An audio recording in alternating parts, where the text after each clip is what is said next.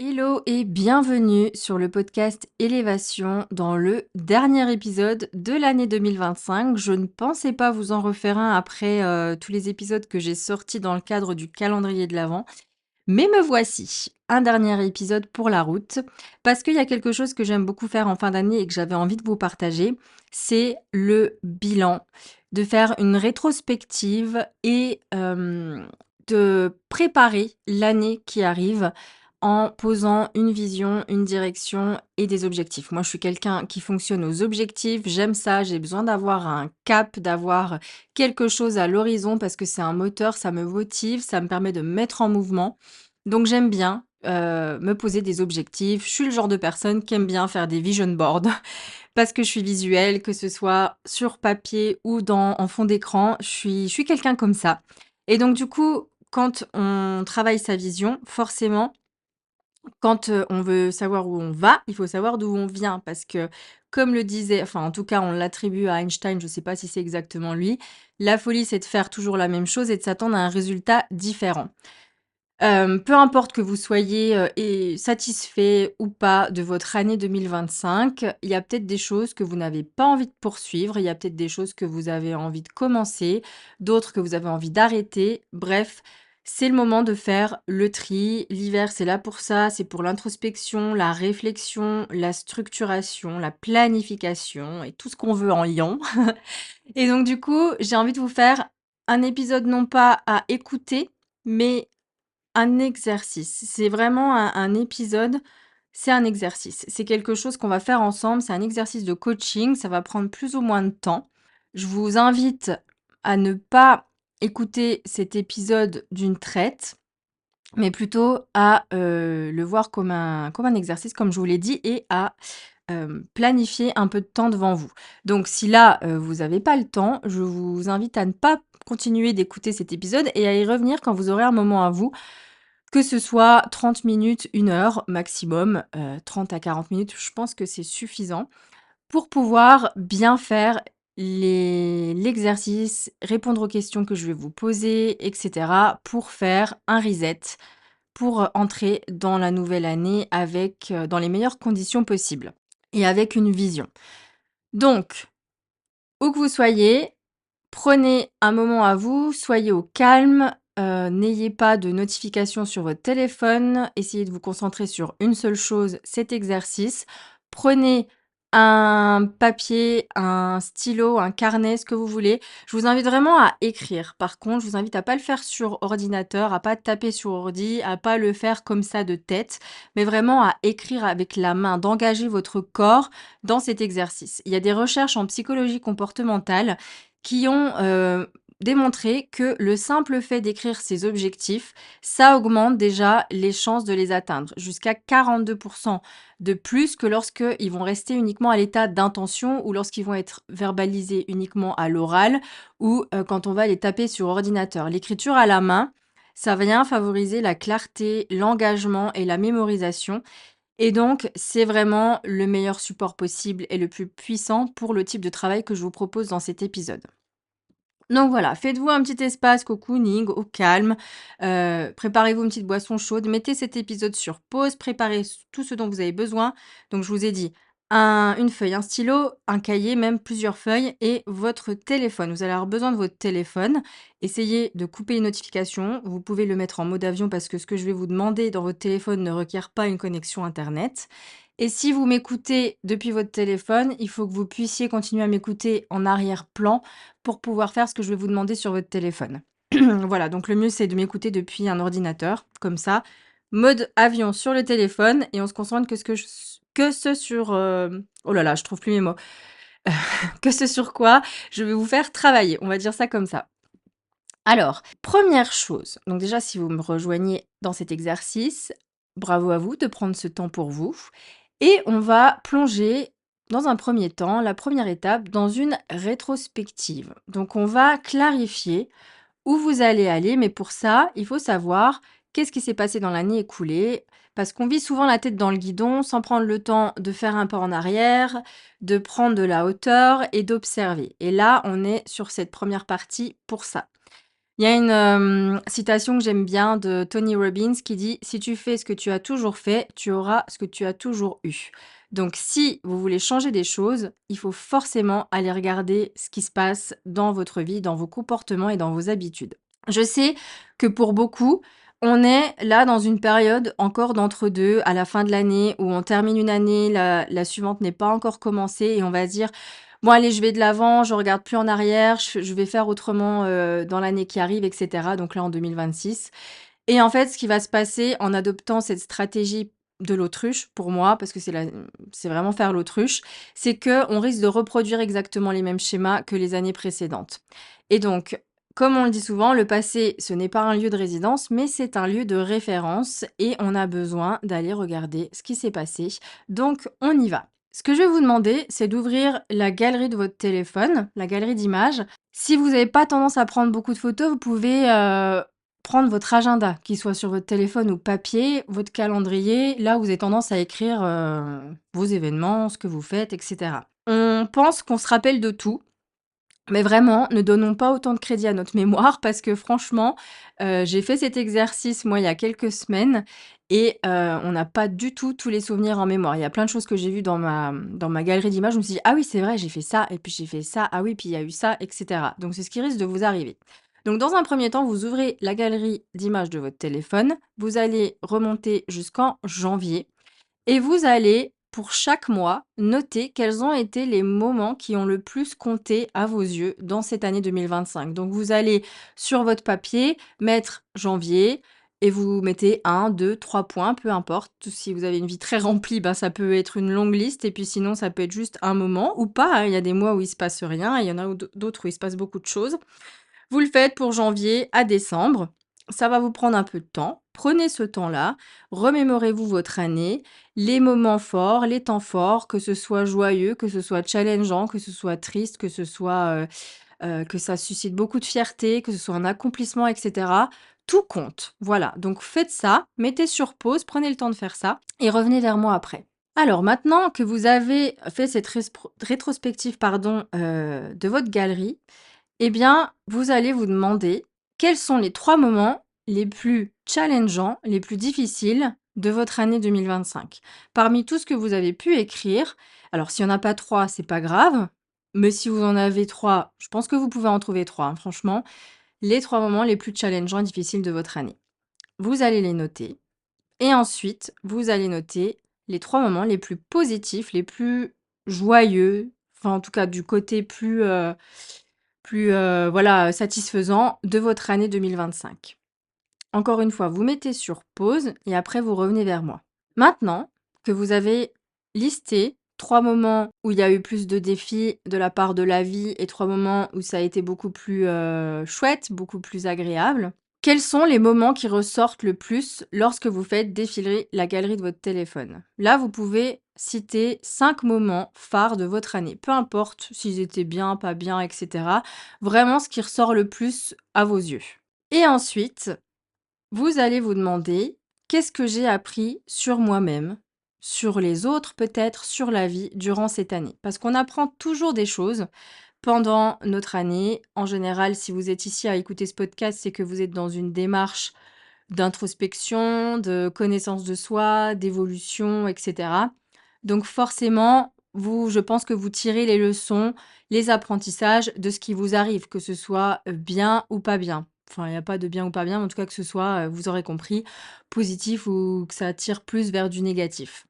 Donc prenez, prenez 3 moments forts parmi, tout ce que vous avez listé jusqu'ici et demandez-vous pour chaque moment: «Qu'est-ce que cet événement, ce moment-là m'a permis de comprendre et d'apprendre sur moi?» Et vous allez le faire 3 fois. Donc pareil, faites ce petit travail et revenez vers moi une fois que c'est terminé. Très bien, pour ce premier exercice, il faut comprendre que les hauts et les bas de la vie, ce n'est pas que des souvenirs. Ce sont des données qui vont vous permettre d'évoluer, d'avancer et d'ajuster en fait ce qui pourrait être mieux, de garder ce qui va bien, et de tendre vers aussi, d'autres choses auxquelles vous aspirez.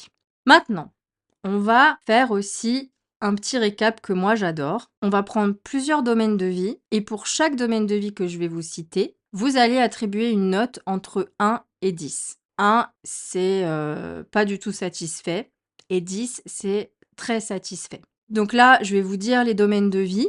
Donc notez-les au fur et à mesure sur votre feuille que je vous les énumère. Et puis ensuite, vous mettez une note de 1 à 10. Voilà, vous attribuez une note de votre satisfaction. Alors, on commence par santé. Ensuite, vie pro, carrière professionnelle. Ensuite, vie sentimentale. Puis, on a finance, argent. On continue avec lieu de vie, environnement. Après, on a amitié, vie sociale. On continue avec amour de soi. On a bien-être, tout ce qui est bien-être corps, esprit. On a amusement, fun, divertissement, loisirs. On a spiritualité. Et on termine avec sens, le but de la vie. Et à chaque fois que vous mettez une note, vous allez mettre pourquoi vous avez mis cette note. Donc admettons qu'on prend la première catégorie, santé. Je mets la note de 6. Vous allez mettre pourquoi vous mettez 6. Et pour vous aider, essayez de vous dire qu'est-ce qui me permettrait d'avoir la note au-dessus, la note de 7. Et donc c'est peut-être ça qui manque et donc pourquoi j'ai mis 6, ça peut vous aider dans votre réflexion. Mais voilà, faites confiance à ce qui vient en premier. En général, ça vient assez rapidement. Il n'y a pas besoin de se creuser la tête non plus pendant 2 heures. Je vous laisse faire ça et ensuite on passe à la partie 2 qui est sur la vision et la direction que vous voulez prendre pour l'année qui arrive. Alors, maintenant que vous avez plus de clarté sur l'année qui vient de s'écouler, votre année 2025, il va être temps de regarder devant soi. Il y a de nombreuses résolutions pardon, qui partent aux oubliettes après à peine 3 jours, 2 semaines, parce qu'elles manquent de sens, elles manquent de précision et elles manquent d'un plan d'action. Il y a Benjamin Franklin qui disait: «Le succès est le résidu de la planification». Je crois fermement à la planification et aussi au fait de faire preuve de flexibilité parce que quand on compose avec le vivant, avec la vie, forcément, on doit être flexible et ne pas s'enfermer dans de la rigidité parce que tout est impermanent, tout change, tout bouge, tout se transforme. Mais on a une base, on a des repères qui nous permettent de savoir pourquoi on se met en action, vers où on va et je trouve moi personnellement que c'est important d'avoir des buts dans la vie. Alors, on va commencer. Je vais vous poser 3 questions consécutives et pour chaque question, il y aura des sous-questions. On va commencer avec la première et ensuite vous suivrez la même trame.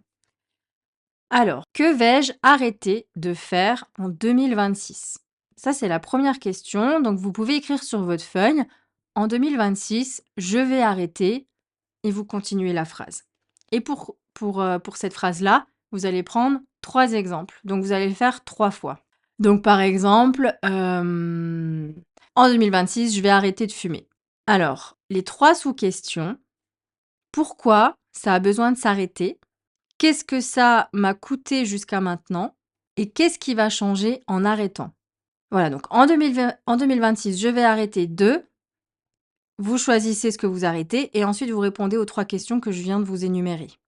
Et vous répétez ça 3 fois avec 3 choses. Bon, après, vous forcez pas si vous n'avez pas 3 choses, vous en faites 1, 2, voilà. Mais pas plus de 3 dans tous les cas. Donc mettez sur pause, revenez et on passera à la question suivante. Deuxième question.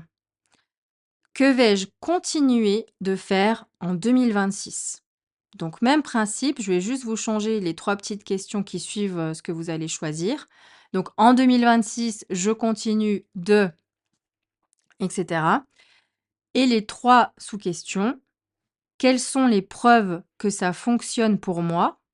En quoi cela soutient-il la bonne direction que je prends dans ma vie? Et quelle est la façon la plus simple de continuer? Donc, par exemple, en 2026, je continue de vous faire des épisodes de podcast. Voilà. Eh ben, je vais répondre aux sous-questions que je vous ai énumérées et vous allez faire pareil 3 fois avec 3 choses. Faites pause et ensuite revenez vers moi pour la troisième question. Ensuite, vous vous en doutez, on a vu ce qu'on arrêtait, ce qu'on continuait, et bien maintenant, on va voir ce qu'on va commencer. Donc, que vais-je commencer à faire en 2026? La phrase en 2026, je commence à, je commence de, etc. Et vous mettez ce qui vous importe. Et bien sûr, on a les trois petites sous-questions.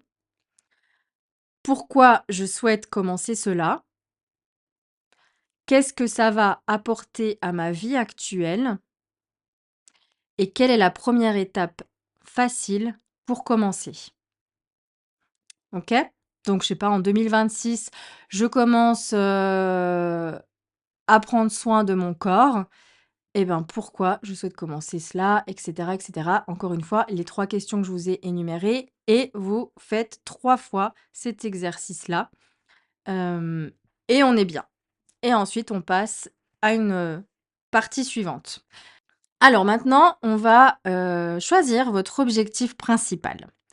Donc là, on a réfléchi sur ce qu'on souhaite commencer en 2026, mais ce n'est que le début. Parce que se concentrer sur un objectif à la fois, c'est la clé de la réussite et il ne suffit pas d'avoir une intention, il faut vraiment transformer cette intention et cette volonté en un objectif précis. Ne tombez pas dans le piège du début d'année où on veut tout faire parfaitement pour repartir, je mets des guillemets, sur de bonnes bases, parce que c'est très souvent trop d'un coup et donc on lâche, parce que ça suit pas, il y a trop de choses. Donc en général, le problème, c'est pas tant de définir un objectif, c'est d'en sélectionner un seul sur lequel mettre son focus. Votre énergie et votre focus, ils peuvent pas aller partout. Plus vous êtes éparpillé et moins vous accomplirez. Donc mieux vaut la progression que la perfection et mieux vaut se concentrer sur une chose à la fois. Donc parmi ce que vous souhaitez commencer en 2026, si vous avez mis 3 choses, vous allez choisir la plus importante pour vous aujourd'hui. Ne réfléchissez pas trop, en général, prenez celui qui vous est venu en premier là dans l'esprit, c'est celui-là. Donc vous allez écrire sur votre feuille: «Mon objectif principal cette année, c'est…» Voilà, je vous laisse écrire ce qui est important pour vous. Et puis, on va petit à petit travailler, façonner cet objectif. Alors, à travers cet objectif, cette intention que vous avez écrit, qu'est-ce que vous souhaitez réellement réaliser derrière ça et atteindre? Parce que derrière l'objectif, il y a des actions qui seront motivées par des résultats que vous allez récolter plus ou moins à moyen ou long terme, ça dépendra. Mais si c'est un objectif assez ambitieux, ça peut prendre plus ou moins de temps. Donc écrivez sur votre, feuille: «Le résultat que je souhaite à travers cet objectif, c'est…» Ça peut être, non, on va se concentrer sur un seul résultat, OK? Le résultat principal. Ensuite, quels sont les indicateurs qui vont vous permettre d'observer que vous êtes en train d'avancer vers votre objectif? À quoi ressemble en fait le succès de votre objectif, selon vous? Parce qu'on n'a peut-être pas tous la définition, du succès. Comment je vais jauger que je suis en train de réussir, que je suis sur le bon chemin vers, le résultat de l'objectif que je me suis posé? Vous pouvez écrire sur votre feuille: «Je saurai que je réussis ou que je suis en train de réussir lorsque…» et vous mettez ce qui est cohérent avec votre objectif et le résultat que vous souhaitez atteindre. On continue. Alors, moi, j'encourage toujours à rêver grand, mais il est important de garder aussi les pieds dans sa réalité et que si vous avez un rêve qui est très, très, très grand et à des milieux de votre réalité, il y a forcément un objectif intermédiaire à atteindre qui vous permettra, in fine, d'atteindre vraiment le big, big objectif. Donc, demandez-vous par rapport à l'objectif que vous avez écrit: est-ce que votre objectif est réaliste par rapport à où vous vous situez aujourd'hui dans votre vie? De quoi allez-vous avoir besoin pour réussir? Du temps, des ressources, du soutien, de poser des limites, et cetera, de l'argent, voilà. De quoi vous allez avoir besoin? Et qu'est-ce qui pourrait se mettre en travers de votre chemin pour atteindre cet objectif et comment allez-vous gérer la situation? Donc, vous allez écrire ce que j'ai besoin de mettre en place pour réussir. Vous allez réfléchir à ça pour réussir cet objectif. Ensuite, quels obstacles pourrais-je devoir affronter et comment je vais gérer cela? C'est bien d'anticiper, d'avoir 2 coups d'avance sur ce qui pourrait se passer, sans se focaliser sur, le scénario, le plus terrible, mais en préparant une stratégie pour contrer des obstacles qui pourraient se mettre sur votre chemin vers votre objectif.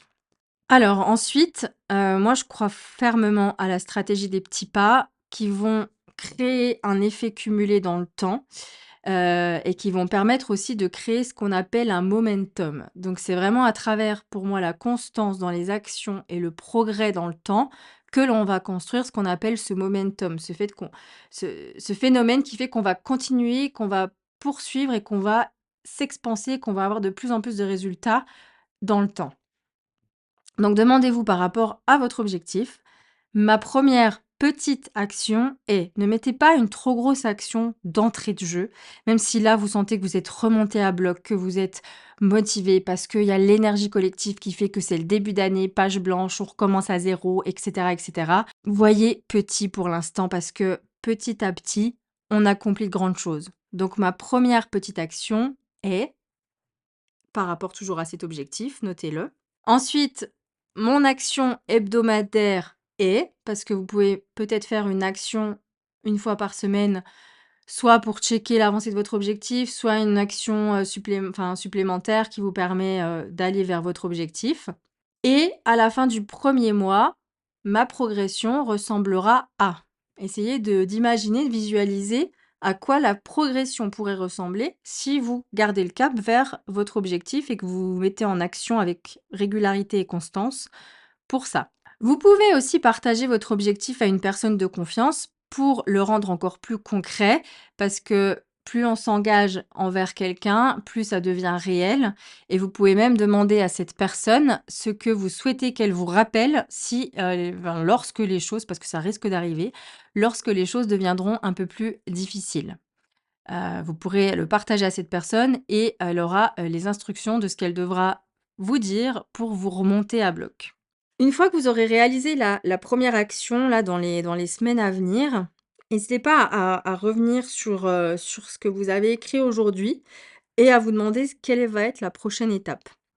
Et de continuer d'avancer petit à petit et à chaque fois d'avoir, un focus en place, ce sur quoi agir en fait. Et pas être comme ça: «Bon bah j'ai fini la première action, maintenant je fais quoi?» et vous risquez de retourner dans votre pilotage automatique. Pardon, et dans une zone qui est confortable, mais qui peut être désagréable et qui vous permettra pas d'atteindre ce que vous voulez. Voilà, sur le podcast, vous pouvez écouter pour complémenter cet épisode, un épisode que j'avais fait il y a très longtemps sur, la méthode SMART pour se poser des objectifs. C'est vraiment dans les tout premiers épisodes du podcast. Je crois aussi que j'avais fait un épisode sur la roue de la vie, qui doit s'appeler «État des lieux», quelque chose comme ça. On l'a un peu fait là, l'exercice avec l'échelle de notation de 1 à 10, mais ça permet d'aller plus en détail. Quoi qu'il arrive, je vous remettrai ces épisodes-là dans la barre de description de ce podcast, comme ça vous pouvez les retrouver facilement. Là, de suite, je les ai pas en tête, et j'y suis allée comme ça là, j'ai branché le micro et j'y suis allée, j'ai pas forcément préparé l'épisode en amont. Donc je vous les mettrai dans la barre de description et il y a 2 livres que je voulais vous recommander. Pareil, je vous les mettrai aussi dans la barre de description. C'est, heu, «L'effet cumulé». C'est, de Darren Hardy. Je vous le remettrai dans la barre de description et puis il y a, le livre, très connu de James Clear. Alors j'ai le titre en anglais, Atomic Habits. Je sais plus, je crois que c'est Un rien peut tout changer en français. Ouais, c'est ça. Donc ça, c'est vraiment 2 livres que je vous conseille, si vous les avez pas lus, de les découvrir et si vous les avez déjà lus, de les relire. Parce qu'il y a plein de choses qu'on oublie et ça fait du bien de se rafraîchir la mémoire parce qu'il y a plein de pépites dans ces livres-là.